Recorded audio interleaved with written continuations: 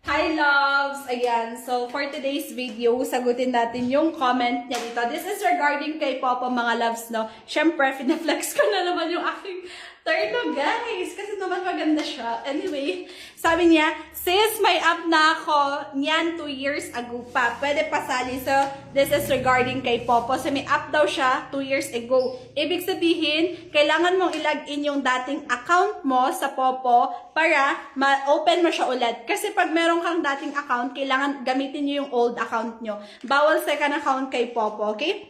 So, ayan, sa lahat ng mga nagme-message, nag-how dyan, i-message na ako dito sa aking account at isa-send ko yung instructions paano kayo makakapag-start kay Popo. So, kung gusto nyo kumita ng 500 pesos to 1,000 pesos per day, may tumatawa sa comment section, pero totoo yun guys ha. Kung talagang makikita nyo yung mga earnings ko, nako,